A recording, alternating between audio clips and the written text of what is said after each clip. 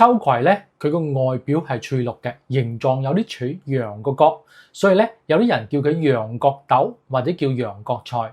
喺英國咧，佢有一個好優雅嘅名叫做美人子。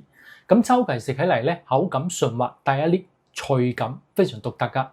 不過需要提醒大家，有一種植物同秋葵嘅外形咧非常相似嘅，而且佢一含有毒性。如果唔小心食錯嘅話，可能對健康會造成危害噶，一定要多加留意。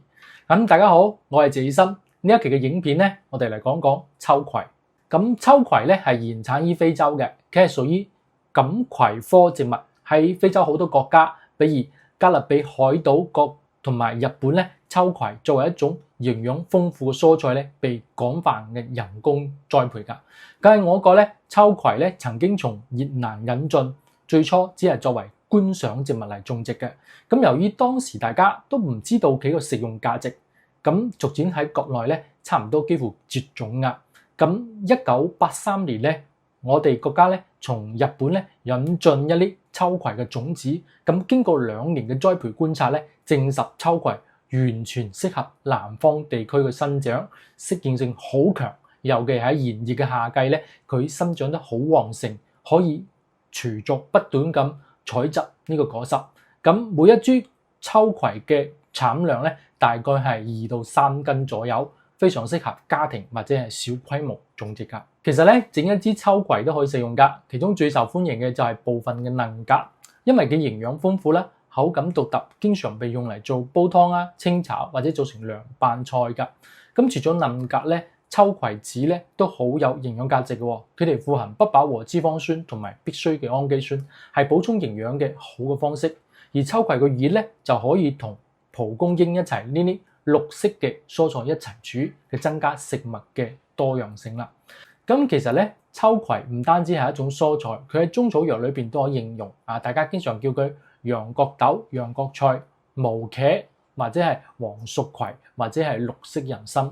同時咧，秋葵唔單止可以直接食，佢嘅提取物咧都可以用於呢個食物加工嘅。比如秋葵膠就有好好嘅乳化同埋穩定作用，可以喺飲食中作為天然嘅穩定劑嚟㗎。咁秋葵籽咧，佢經過烘焙同埋研磨之後咧，仲會變成一種無咖啡因嘅咖啡嘅代替品，適合嗰啲對咖啡因敏感嘅人群啦。咁秋葵係一種熱量好低嘅蔬菜啊嘛，同時咧佢又富含蛋白質、維生素、礦物質同埋一啲膳食纖維。咁同好多常見嘅新鮮嘅蔬菜比咧，秋葵嘅蛋白質含量咧算係比較高㗎。佢仲富含我哋人體必需嘅多種維生素，比如維生素 A、維生素 C。咁除咗維生素 A 之外，秋葵咧佢仲含有豐富嘅胡蘿蔔素。喺維生素 C 方面咧，每100克秋葵咧大概可以提供成年人每日推薦攝入量嘅20%。咁其實秋葵嘅膳食纖維含量都唔低㗎。咁啲食物成分表嘅數據，佢個不溶性膳食纖維大約係有每100克含有1.8克嘅，比大白菜係高1倍左右。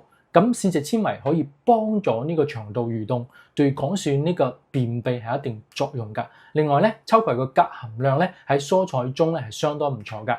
咁樣研究顯示咧，黃秋葵同埋紅秋葵每100克鉀含量咧大約喺226毫克同埋237毫克㗎。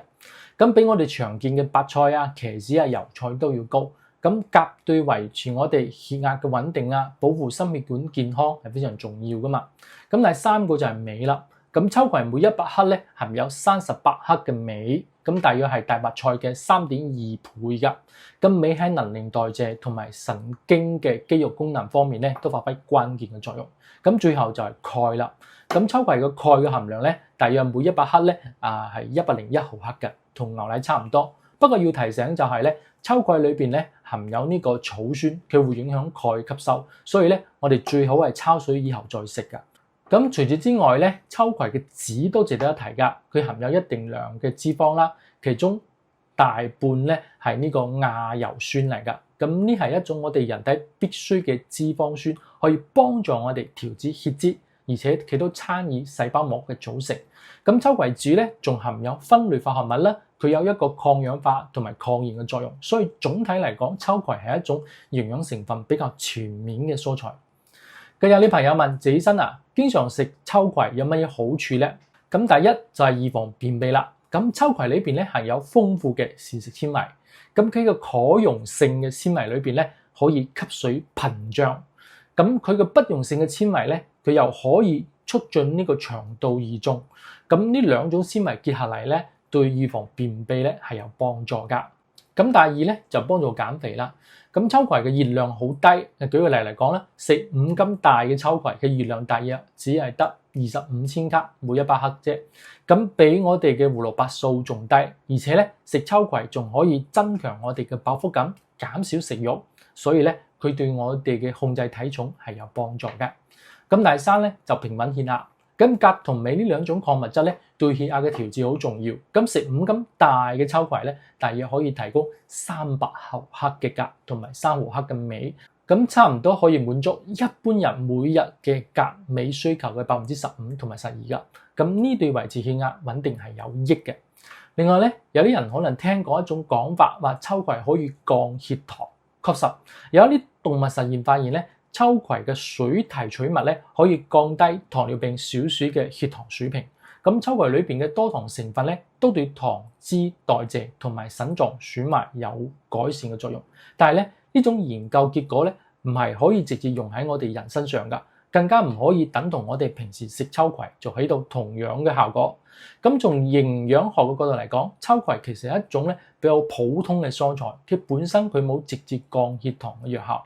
不過咧，佢富含膳食纖維，咁呢類成分咧可以幫助調節我哋腸道對糖分嘅吸收速度，從而喺一定程度上輔助控制血糖。咁長期嚟睇咧，對預防糖尿病以及相關嘅腎病問題會有一定嘅益處嘅啫。更有啲朋友問自己身痛風可唔可以食秋葵咧？咁痛風嘅患者咧可以適量咁食秋葵。咁秋葵係屬於低嘌呤嘅食物，咁嘌呤喺我哋體內咧係尿酸嘅主要來源啊嘛。咁我哋痛風嘅患者一般佢係呢個尿酸代謝出現問題，佢需要嚴格控制呢個嘌呤嘅攝入噶。咁每100克秋葵嘅嘌呤含量咧，大約係淨係得25克啫，就遠低於肉類同埋海鮮呢啲高嘌呤嘅食物。所以咧，我哋食秋葵咧係唔會明顯增加體內嘅尿酸嘅，其實有助於我哋控制病情。另外咧，秋葵嘅營養豐富啦，佢含有維生素 C、維生素 K、葉酸、鉀同埋膳食纖維呢啲。咁維生素 C 又可以幫助我哋身體排出一啲代謝嘅廢物，降低尿酸嘅水平。咁膳食纖維咧，有助於我哋改善腸道功能啦，促進消化同埋排泄啦。咁呢啲都對我哋痛風患者嘅恢復咧有好處噶。咁雖然秋葵嘌呤低，但係咧任何食物都要適量，建議咧選擇健康嘅烹飪方式，譬如清蒸或者係水煮或者係涼拌，咁樣盡量咧避免油炸或者係高鹽高油嘅做法，咁樣咧可以減少脂肪同埋鹽嘅攝入噶。咁有啲朋友問自己身點解秋葵咧佢係黏黏咁咧？咁從外觀同埋口感嚟睇咧，秋葵同好多蔬菜嘅區別就係黏噶。咁尤其係開花後5天左右嘅嫩果，佢嘅黏度係最高嘅。咁有啲人覺得熱黏係咪講明佢嘅蛋白係越嚟越高咧？咁其實咧呢係一種誤解嚟噶。咁秋葵嘅黏液咧同埋蛋白質含量佢冇直接嘅相關關係。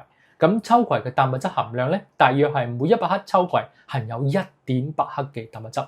佢唔單止唔算高，仲比唔上常見嘅西蘭花同埋莧菜噶。咁秋葵嘅黏咧，主要係因為佢含有豐富嘅水溶性膳食纖維。咁呢種成分咧，主要係喺佢角夾皮裏邊。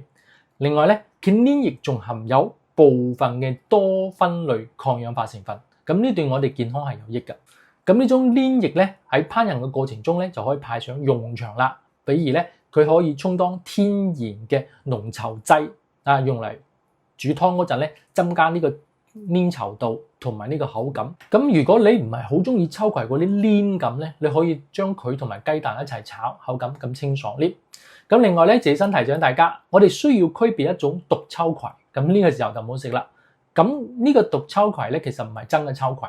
咁佢係同秋葵有啲相似嘅曼陀羅。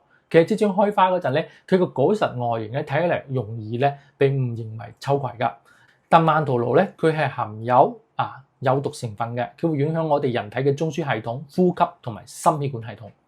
所以咧，一旦誤食咧，可能會出現煩躁不安痙攣抽搐心率加快體溫升高咁呢啲中毒嘅症狀。嚴重嘅話咧，可能會出現昏迷，甚至係危及生命嘅。所以咧，千祈唔好將曼陀羅當秋葵嚟食啊！多謝大家。